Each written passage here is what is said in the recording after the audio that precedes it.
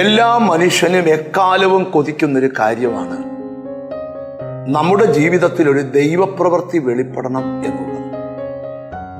വേദപുസ്തകത്തിലെ ഏറ്റവും വലിയൊരു ചോദ്യമാണ്, ഞാൻ പ്രവർത്തിക്കും, ആരത് തടുക്കും?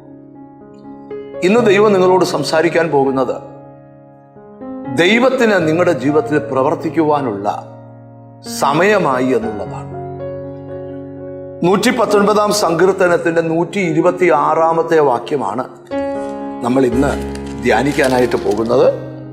യഹോവേ, ഇത് നിനക്ക് പ്രവർത്തിപ്പാനുള്ള സമയമാണ്. സങ്കീർത്തനക്കാരൻ പറയുകയാണ്, ഇത് ദൈവത്തിന് പ്രവർത്തിക്കാനുള്ള സമയമാണ്. വളരെ നാളുകളായിട്ട് ജീവിതം ഒരു മരുഭൂമി പോലെ വരൾച്ചയും ശൂന്യതയും അനുഭവിക്കുന്ന ചിലരോടൊക്കെ ദൈവം സംസാരിക്കുകയാണ്, ഇത് ദൈവത്തിന് പ്രവർത്തിക്കാനുള്ള സമയമാണ്. ഇന്ന് നിങ്ങളോട് പറയാനുള്ള ഏറ്റവും വലിയ സന്ദേശമാണിത്.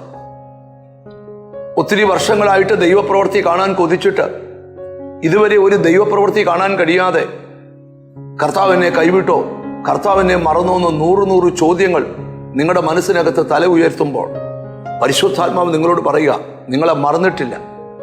അല്പകാലത്തേക്ക് ഞാൻ നിങ്ങളെ ഉപേക്ഷിച്ചെങ്കിലും മഹാകരുണയോടെ നിങ്ങളെ ചേർക്കുമെന്ന്. കർത്താവ് നിങ്ങളെ മറന്നിട്ടില്ല, കർത്താവ് നിങ്ങളെ ഉപേക്ഷിച്ചിട്ടില്ല. ഇത് ദൈവത്തിന് പ്രവർത്തിക്കാനുള്ള സമയമാണ്.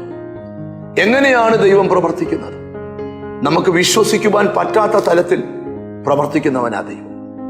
38 വർഷം ബെത്സയിദ കുളത്തിന്റെ കരയിൽ ഒരു മനുഷ്യൻ തന്റെ ജീവിതത്തിൽ എന്നൊരു ദൈവപ്രവൃത്തി വെളിപ്പെടും എന്ന് ചോദിച്ചുകൊണ്ട് കിടന്നു. തന്റെ കൺമുമ്പിൽ കണ്ടതെല്ലാം കുളത്തിൽ അതത് സമയത്ത് ഒരു ദൂതൻ ഇറങ്ങുകയും ആര് കുളത്തിൽ ചാടുന്നോ അവൻ സൗഖ്യമാകുന്നതുമായ കാഴ്ചയാണ്. 38 വർഷം കാത്തിരുന്നപ്പോ അവന് ലഭിച്ച വിടുതൽ അന്ന് വരെ അവന്റെ കണ്ണുകൊണ്ട് കണ്ട വിടുതലുകളിൽ നിന്നും വ്യത്യസ്തകരമായ ഒരു വിടുതലായിരുന്നു. അവൻ കിടക്കുന്നിടത്ത് യേശു വന്ന് അവനെ സൗഖ്യമാക്കി. മറ്റൊരാൾ കാണെ അവൻ കിടക്കയെടുത്തു നടന്നു. എന്താണ് ദൈവത്തിന്റെ സന്ദേശം? നിങ്ങളുടെ ജീവിതത്തിൽ മറ്റാരുടെയും ലൈഫിൽ വെളിപ്പെട്ടിട്ടില്ലാത്ത ഒരു ദൈവപ്രവൃത്തി നിങ്ങളുടെ ലൈഫിൽ ഉടനെ വെളിപ്പെടും. നമുക്കൊന്നിച്ചു പറയാം, യഹോവേ, ഇത് നിനക്ക് പ്രവർത്തിക്കാനുള്ള സമയമാണ്. കണ്ണുകളെ അടച്ച് ഹൃദയങ്ങളെ ഏകാഗ്രമാക്കി ഒരു ദൈവപ്രവൃത്തിക്കായി കൊതിക്കാം. പരിശുദ്ധനായ ദൈവമേ, സ്വർഗസ്ഥ പിതാവേ, എന്നോട് ചേർന്ന് പ്രാർത്ഥിക്കുന്ന മക്കൾക്ക് വേണ്ടി പ്രാർത്ഥിക്കുന്നു. കർത്താവേ, കേട്ടുകേഴ്വിയില്ലാത്ത, കണ്ടറിവില്ലാത്ത ഒരു വലിയ ദൈവപ്രവൃത്തി എന്നോട് ചേർന്ന് പ്രാർത്ഥിക്കുന്ന മക്കളുടെ ജീവിതത്തിൽ വെളിപ്പെടണം. നിന്റെ നാമം ചൊല്ലി പിതാവിൻ്റെയും പുത്രന്റെയും പരിശുദ്ധാത്മാവിന്റെ നാമത്തിൽ അവരെ അനുഗ്രഹിച്ച് പ്രാർത്ഥിക്കുന്നു.